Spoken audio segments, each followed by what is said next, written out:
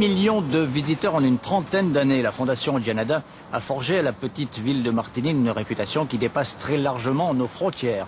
De quoi susciter quelques jalousies, de quoi également se lancer dans un petit défi. Est-il possible de vous donner l'envie de venir à Martigny sans évoquer la Fondation Gianada? Pari tenu, enfin presque, puisque s'il est possible de ne pas parler de la Fondation, il est littéralement impossible de ne pas évoquer son fondateur. Avec Gérard Louvain, on a donc décidé d'écrire une lettre à Leonard Gianada. Cher Léonard, au juste, comment devrais-je commencer cette lettre? Je pourrais tout aussi bien dire « cher confrère ». Il paraît que dans la profession, allez savoir pourquoi, tout le monde se tutoie. J'ai donc découvert ta carte de presse. Alors que j'étais en culotte courte et que je ne regardais pas la télévision, tu étais à l'époque le premier correspondant valaisan de la télévision suisse romande. Mais j'ai surtout découvert, cher confrère, que tu étais un excellent photographe-reporter. Il y a 50 ans, tu découvrais le vaste monde. Il y a dans tes photos un regard, un point de vue, une patte, bref, du talent.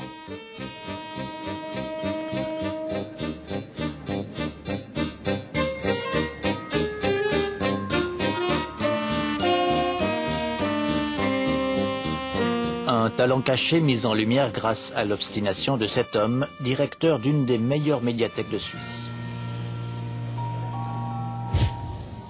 J'ai trouvé une caisse dans son bureau remplie de documents mais aussi couverte de poussière, et à force d'insistance j'ai réussi à obtenir qu'il me la prête, qu'il la mette à disposition, et c'est à partir de là que nous avons découvert son travail remarquable de photographe entre 1955 et 1960.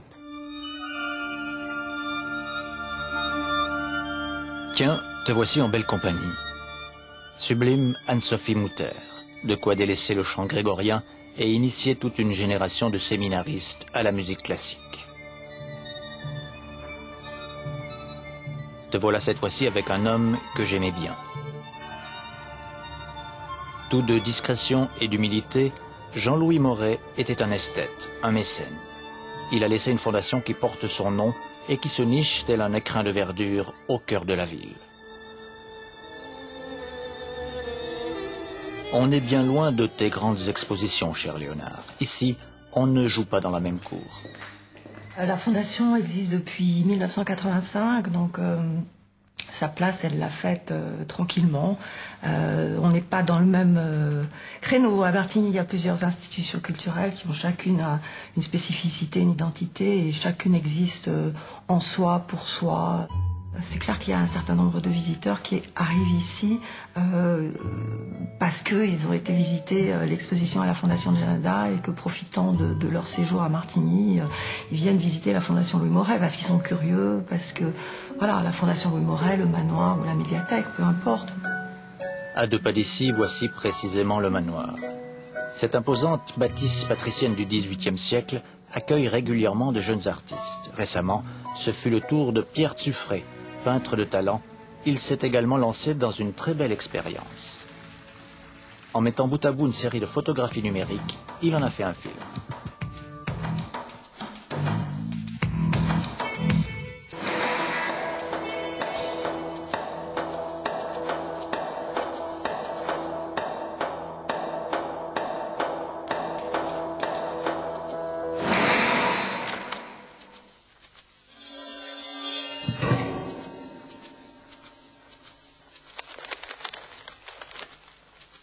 Difficile, pour ne pas dire impossible, d'échapper à ton image, mon cher Léonard.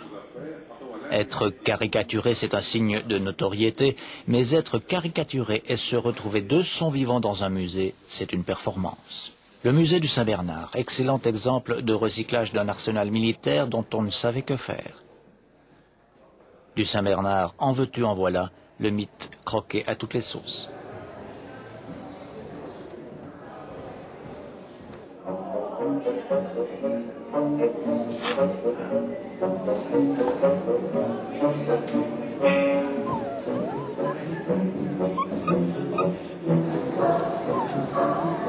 À 2 pas du musée et du chenil avec des chiens en chair et en os se cachent les arènes.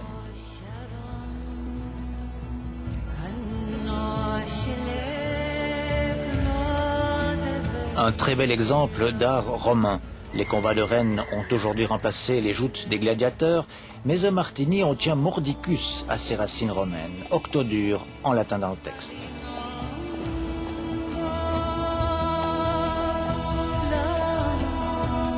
De l'époque romaine au Moyen-Âge, il n'y a qu'un pas. J'ai découvert au passage que vous aviez à Martigny un véritable château avec ses armes de guerre.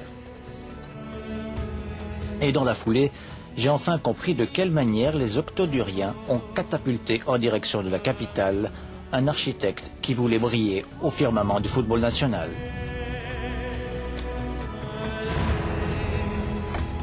Mais tu le sais bien, mon cher Léonard, chasser le naturel, il revient au galop. À propos de naturel, j'ai remarqué que les octoduriens aiment les choses simples, ce qui à mes yeux est un compliment. C'est ainsi qu'au pied de la tour, on trouve le café de la tour, à côté du pont, le café du pont, et à côté du marché, le café du marché. Non, pardon, le café du commerce, ce qui revient à peu près au même, avec l'accent en prime.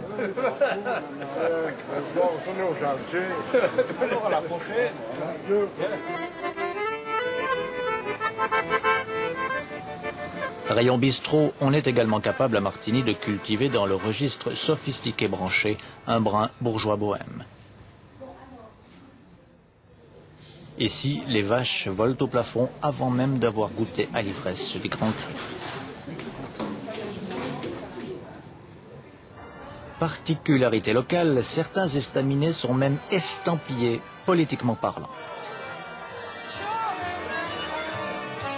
Ici, on affiche sa couleur. Nous voici dans le temple du radicalisme. Le grand patron, un certain Pascal Couchepin, y aurait fait ses gammes. Alors, ici, une bière. Moi, je suis bien, mais j'aimerais boire une bière. Une bière, d'accord. Une bière. Et une bière.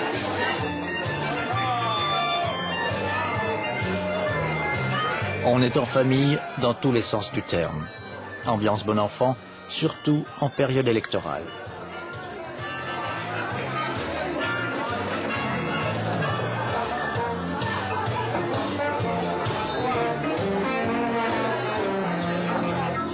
Sous l'œil attentif des sommeilleurs forcément à corte, qui sont aux petits soins d'une clientèle d'habitués.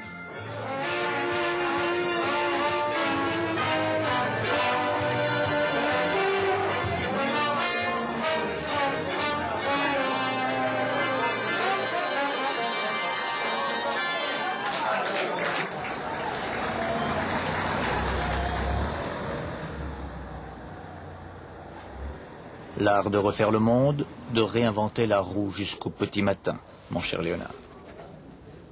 À l'image de ces arbres qui ont planté leurs graines au sommet des clochers, Martigny est une usine à idées qui ne demande qu'à germer où bon leur semble.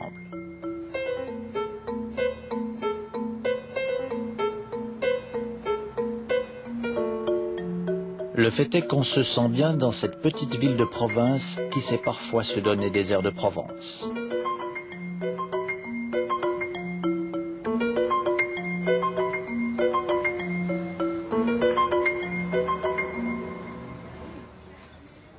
Ici, les grands crus au vert ne viennent jamais de très loin.